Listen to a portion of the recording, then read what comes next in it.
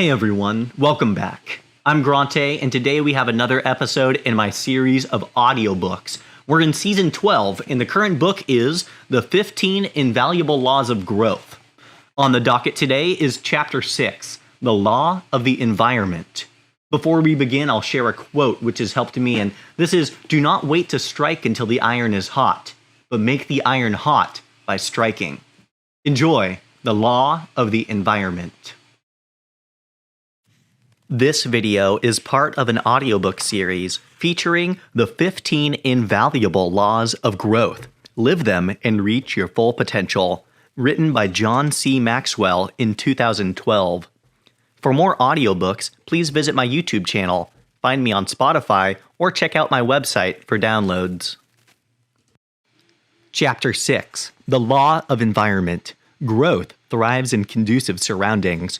And it begins with a quote from Mark Caine. Quote, "The first step toward success is taken when you refuse to be a captive of the environment you first find yourself in." End quote. I believe at some point during every person's lifetime, there comes a need to change environments in order to grow. That may seem obvious in the case of someone like Janetta McSwain, whom I wrote about in the Law of the Mirror chapter. She grew up in a terrible situation and suffered horrible abuse. But I also believe it's true even for people who grow up in positive, nurturing environments. If we want to grow to reach our potential, we must be in the right environment. That usually requires us to make changes in our life. Time for a change. I grew up in a great home environment. I had 2 loving parents. My father led our family proactively, helping each of us 3 kids find our purpose and develop our talents. My mother loved us unconditionally, and believe me, there were days when I know I was a challenge because I didn't like rules and was always pushing the boundaries. I had lots of friends. I received a good education. I headed off to a career I loved after marrying my high school sweetheart. What could be better? But less than 10 years into my career, I realized that the environment I was in wasn't conducive to reaching my full potential. In my late 20s, I was already being considered to lead the premier church in the denomination.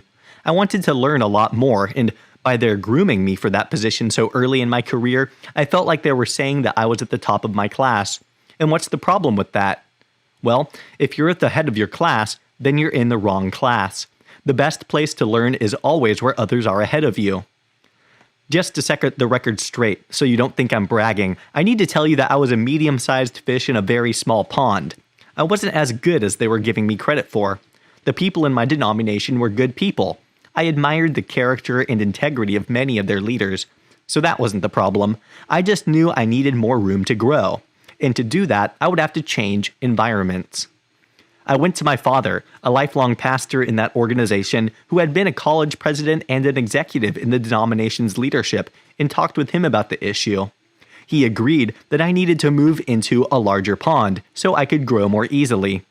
That took understanding and courage on his part, because after I left, he would remain in the organization, and he would endure a lot of criticism from others in the organization for my move.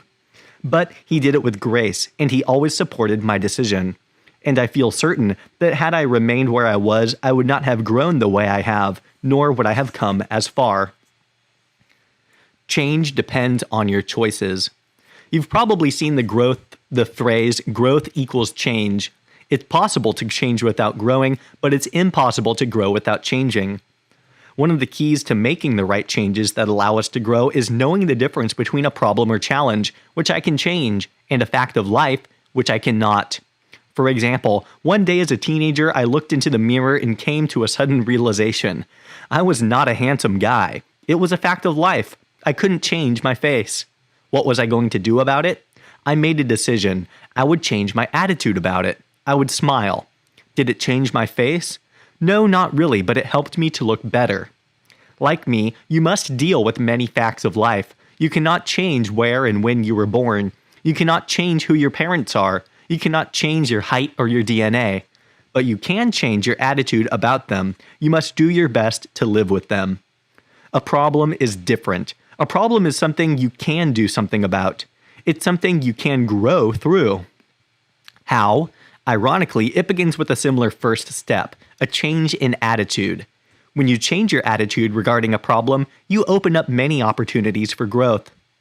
Businessman, author, and speaker Nito Quebian asserted, quote, "Whether you are a success or failure in life has little to do with your circumstances. It has so much more to do with your choices," end quote. What choices do you need to make so that you are in a conducive surrounding where you will thrive and grow? When it comes to environment, I believe we need to make the following 6 choices to put ourselves in a better place for growth. 1. Assess your current environment. Professor and preacher Ernest Campbell tells a story about a lonely woman who purchased a parrot from a pet store. After only one day of having it, she returned it to the store and told the storekeeper how disappointed she was with it. "The parrot hasn't said a word yet," she lamented. The storekeeper asked, "Does it have a mirror? Parrots like to be able to look at themselves in a mirror." So the lady bought a mirror and returned home. The next day she was back again, reporting that the bird still wasn't speaking. "What about a ladder?" the storekeeper asked. "Parrots enjoy walking up and down a ladder." So the parrot owner bought a ladder and returned home. On the third day, she was back again with the same complaint. But the shopkeeper asked, "Does the parrot have a swing? Birds often enjoy relaxing on a swing." She bought the swing and went home. The next day, she returned to the store and announced that the bird had died. "I'm terribly sorry to hear that," said the storekeeper. "Did the bird ever say anything before it died?" "Yes," the lady said. "It said, 'Don't they sell any food down there?'" What's the moral of this silly story? Change just for the sake of change is not going to help you. If you are going to make changes, you must make sure that they are the right ones. And how do you do that? Start by assessing where you are now and why you want to change. When I was considering making the transition from one professional environment to another, I spent a good amount of time examining why I wanted to change. For me, there were 3 main reasons to make the transition. I had gone to the top too fast. I did not feel challenged enough, and there was nowhere else I wanted to go within the organization. Those factors were enough to make me look at the uncomfortable truth of needing to make changes to where I was and what I was doing. One of the ways to judge whether you are growing and in a conducive growth environment is to discern whether you're looking forward to what you're doing or looking back at what you've done. If the future looks dull, routine, or confining, you may need to start looking for changes. Like me, you may be able to intuitively sense if you are not in the kind of growth environment that is going to promote your growth. However, if you find it difficult to make that judgment about your situation, then you can approach it from another direction. You can ask yourself questions to help you understand who and what nurtures you personally, and then figure out whether or not you're getting those things. Here's a list of questions to help you get started. Music. What songs lift me? Thoughts. What ideas speak to me? Experiences. What experiences rejuvenate me? Friends. What people encourage me? Recreation. What activities revive me? Soul. What spiritual exercises strengthen me? Hopes. What dreams inspire me? Home. What family members care for me? Giftedness. What blessings activate me? Memories. What recollections make me smile? Books. What have I read that changed me? You get the idea. I'm sure you will be able to add other categories and questions to help you understand what encourages you to grow. The main idea is to know yourself and to assess whether you are getting what you need in your current environment. If you are, celebrate. If you're not, prepare yourself to make some hard choices. 2. Change yourself and your environment. If you know that you need to make a major change to your environment, then there's something you must keep in mind. You must also determine to change yourself at the same time. Here's why. If you try to change yourself but not your environment, growth will be slow and difficult. If you try to change your environment but not yourself, growth will be slow and less difficult. If you change your environment and yourself, growth will be fast and more successful. By putting both together at the same time, you increase and accelerate your chances for success. When I first realized I needed to grow, after the encounter with Kurt Campemeyer that I recounted in The Law of Intentionality, I found it difficult to actually do so. Few people shared my enthusiasm for growth. I had few models. Most of the people around me in my little world were content to work hard and merely make a living. I wanted more than that. I wanted to make an impact. During that time, I remember sitting down and thinking about what a growth environment would look like. Over the course of many weeks, I penned what I call my growth environment. It has helped me to guide my decision making regarding personal growth since I wrote it in 1973. It says, in a growth environment, others are ahead of me. I am continually challenged. My focus is forward. The atmosphere is affirming. I am often out of my comfort zone. I wake up excited. Failure is not my enemy. Others are growing. People desire change. Growth is modeled and expected. When my intuition was telling me that my environment wasn't conducive to personal growth, I went back to that list and found that most of those statements did not apply to my current situation. So I determined to change myself and change my environment. If you read that list and you sensed that most of those statements did not apply to your life, then you may need to do the same thing. I learned a lot about changing myself in 1975 when I attended a conference in Waterloo, Iowa. At that conference, I saw Charles Tremendous Jones for the first time. It was there I also met an author whose books I admired, Elmer Towns. I was surprised but delighted when he invited me to sit next to him on a flight to Chicago on our way home so we could talk. During our conversation, he taught me the hot poker principle. Do you know how to get a poker hot? Elmer asked me. Put it in the fire. He then went on to explain that we're like the metal in a poker. If our environment is cold, we are cold. If it's hot, we are hot. If you want to grow, he said, then spend time with great people, visit great places, attend great events, read great books, and listen to great tapes. Those words sent me on a quest to meet with leaders around the country who were ahead of me professionally. It changed my life. As you consider changing yourself and your environment, think about the elements that the right kind of growth environment provide. The right soil to grow in. What nourishes me? Growth. The right air to breathe in. What keeps me alive? Purpose. The right climate to live in. What sustains me? People.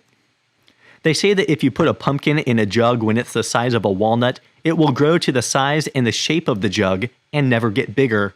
That's what can happen to a person's thinking. Do not allow it to happen to you. Number 3, change who you spend your time with. Early in my life, I learned the importance of a right environment in who I spent my time with. My parents were very wise in this area. Though my parents never had a lot of money when we were growing up, they created the kind of home environment where all our friends wanted to come and spend time. My dad made a basketball court by pouring a concrete pad and putting up a basketball hoop. They fitted out our basement as a kid's paradise, complete with a pool table, ping pong table, and chemistry set. We had few reasons to hang out anywhere but home, and our friends always had a reason to come over. My mother was always around, getting to know the kids. She influenced all the friends she could and warned us about the behavior of those who might lead us into trouble. She and my dad understood that birds of a feather flock together, and their efforts paid off. Kids flowed to our house. Even today, more than 5 decades later, whenever I see any of the people I grew up with, they still talk about coming over to my house as a kid and hanging out in our basement canteen. It was a destination. According to research by social psychologist Dr. David McClelland of Harvard, the people with whom you habitually associate are called your reference group, and these people determine as much as 95% of your success or failure in life. Many people have given their take on this truth. King Solomon of Israel wrote, quote, "Walk with the wise and become wise, for a companion of fools suffers harm," end quote. Charles Tremendous Jones is well known for saying, quote, "You are the same today that you are going to be in 5 years from now, except for 2 things, the people with whom you associate and the books you read," end quote. Jim Rohn asserted that we become that combined average of the 5 people we hang around the most. Rohn would say that we could tell the quality of our health, attitude, and income by looking at the people around us. He believed that we start to eat what they eat, talk like they talk, read what they read, think like they think, watch what they watch, and dress like they dress. I like the way Sue Enquist sees the issue. Enquist has been called the John Wooden of women's softball. She played for UCLA from 1975 to 78, returned in 1980 as an assistant coach, and then served as head coach from 89 to 2006. As player and coach, she helped win a total of 11 NCAA softball titles.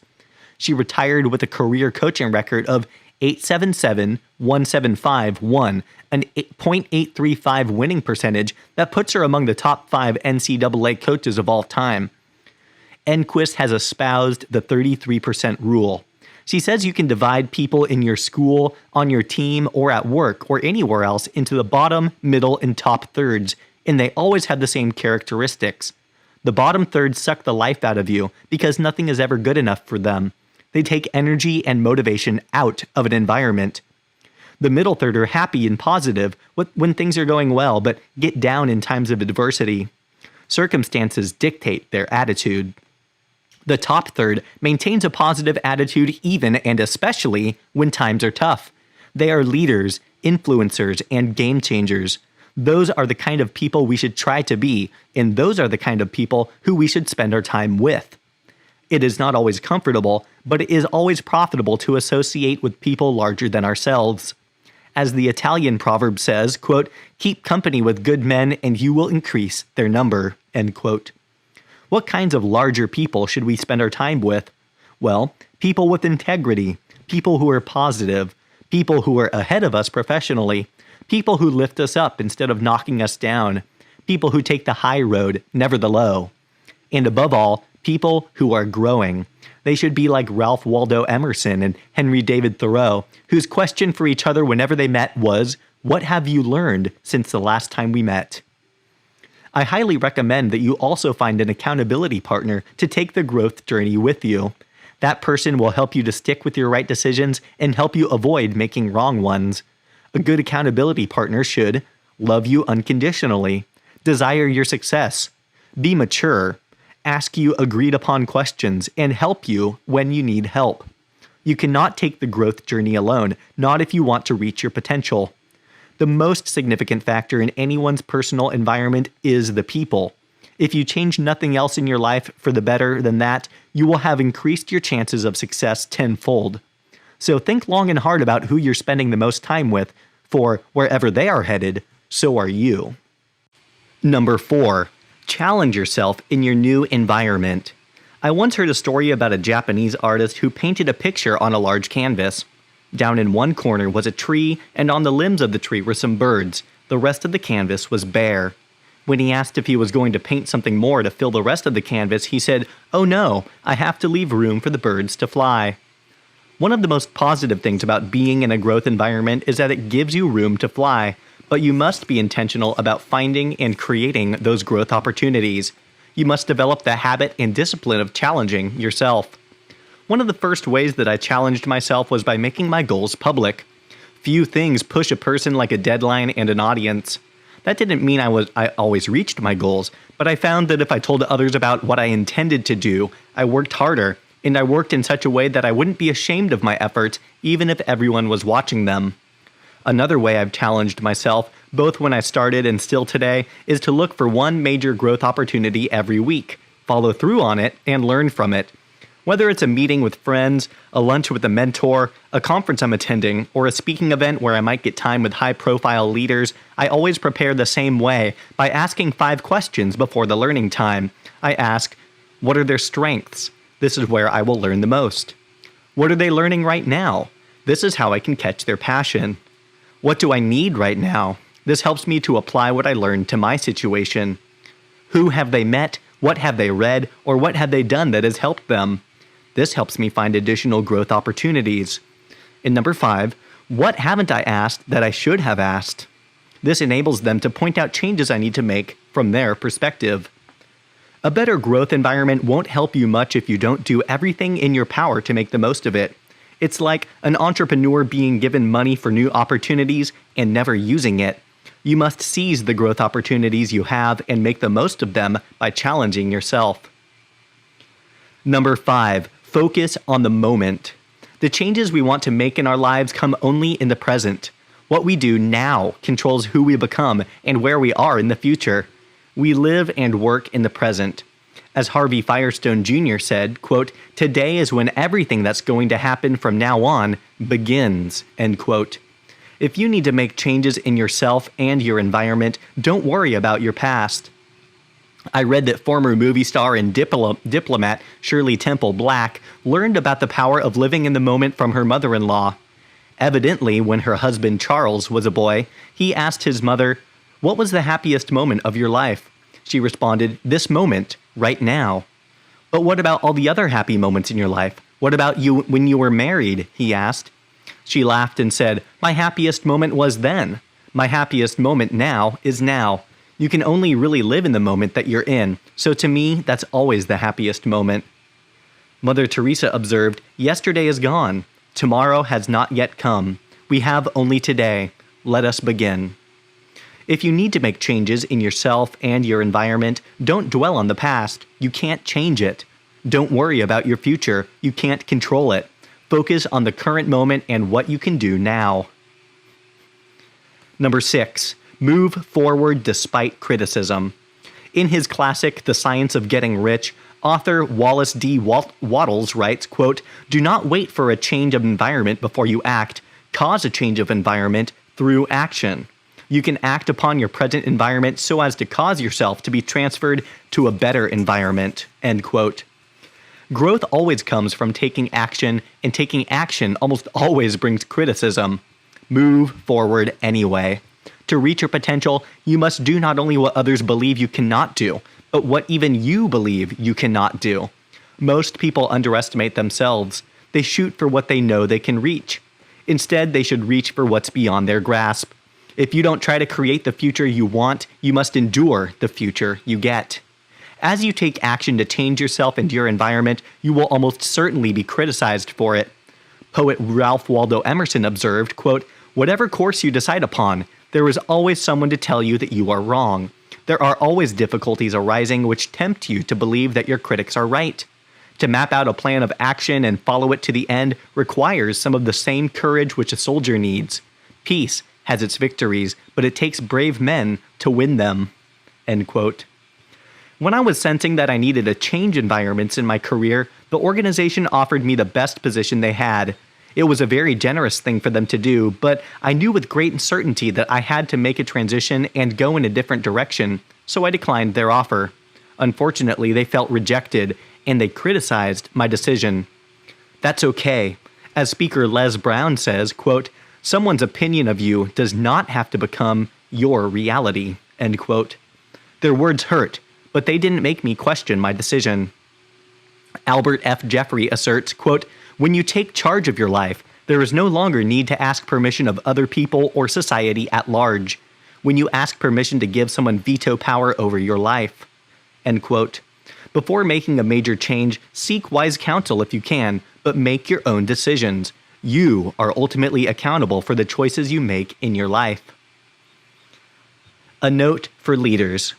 As I grew in my career and began leading larger organizations, my growth challenge began to change. The need for me to grow was always there, and the need to find people who teach me never changed. However, as the leader of an organization, I came to recognize that it was my responsibility to create a positive growth environment for others. I did that by using the same list I created for myself in 1973 and applying it to help others. I strove to create a place where others are ahead of them. They are continually challenged. Their focus is forward. The atmosphere is affirming. They are often out of their comfort zone. They wake up excited. Failure is not their enemy. Others are growing. People desire change. Growth is modeled and expected. As the leader, it was my responsibility to take the initiative and create such an environment.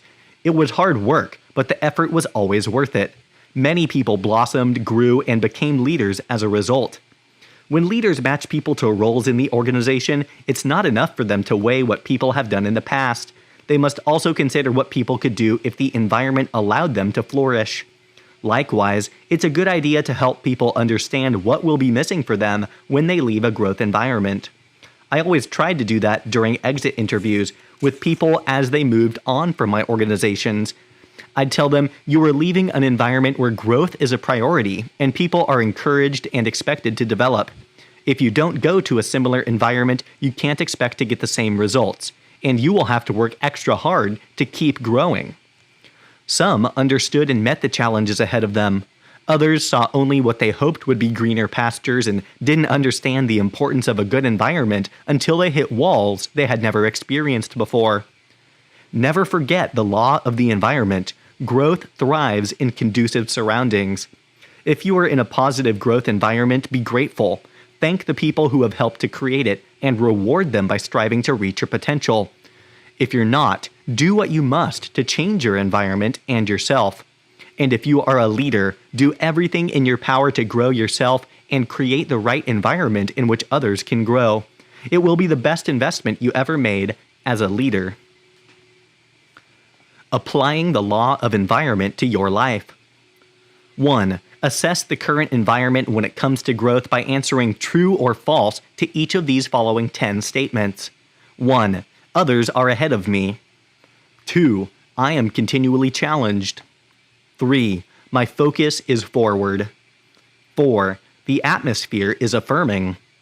5. I am often out of my comfort zone. 6. I wake up excited. 7. Failure is not my enemy. 8. Others are growing. 9. People desire change. And 10. Growth is modeled and expected. If you answer false to more than 5 of the statements, your current environment may be hampering your growth. You will need to determine whether you need to change or improve your environment in order to reach your potential.